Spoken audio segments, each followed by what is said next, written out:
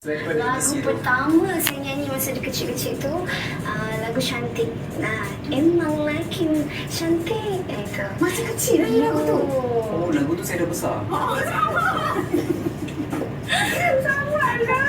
Masa kecil lagu tu. Kalau lagu saya masa kecil tu B-A-G A B B B A A A B B B tahu saxophone tu. Zaman saya dulu. Kita semua buat. Kalau kita dengar Mia suara bercakap kan, sedap tak? Sedap. Senang nak cakap dia tadi tapi malu. Dia boleh jadi macam announcer radio juga. Ada tak minat-minat tu?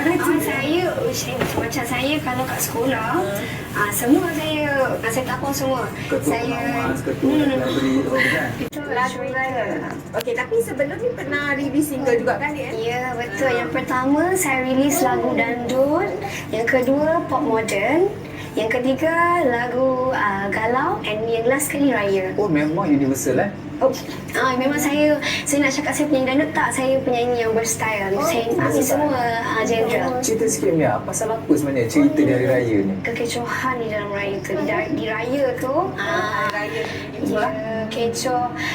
Sini nak makan ketupat, sini nak makan tu, tengah cari duit raya, mak pula miskin.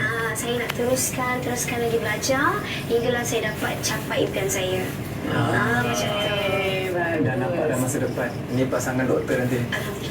Selalu kalau belajar muzik ni begini pasangan mesti doktor. Oh, macam tu Selalunya lah. Antara yang dalam circle saya lah. Okay, ready. Kita akan naik ambulans. Okey Mia, mungkin bagi ni kata-kata sikit kepada semua penyokong Mia selama ni yang daripada dulu depan skrin sampailah dekat depan stage yang dah sokong perjalanan Mia selama ni.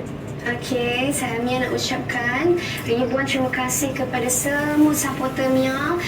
Daripada Mia awal sampailah Mia dah jadi macam ni sekarang. Okey, terima kasih banyak-banyak telah doakan Mia. Okey, doa korang termakbul. Terima kasih juga kepada mama dan papa. Terima kasih banyak sokong Mia. Sampailah Mia jadi macam ni. Terima kasih. Tanpa korang semua, siapalah saya. Ini merupakan raya yang pertama lah sebagai artis rakaman kan? Betul. Yang musliman get ada ready. nanti. Ya, standby ramai saudara mengaku saudara. Itu kecil-kecil tu dan yang bosankan tu. Dia nyanyi lagu cantik dulu. Lagi cantik masa kecil kan. Tiba-tiba sebab dia parah tengok KTV kan. Tu yang tahu. Itulah setakat ini saja KLTV minggu ini. Saya Haidan Hasanuddin. Dan juga saya Siti Man. Kami tinggalkan kepada anda semua persembahan oleh Mia Aulia dengan lagunya Cerita Hari Raya.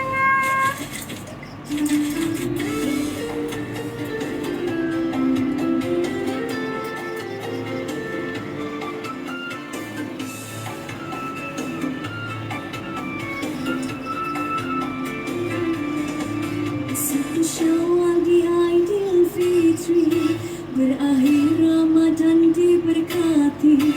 Suasana pagi raya ini berkemar tapi raya mengiringi, berpakaian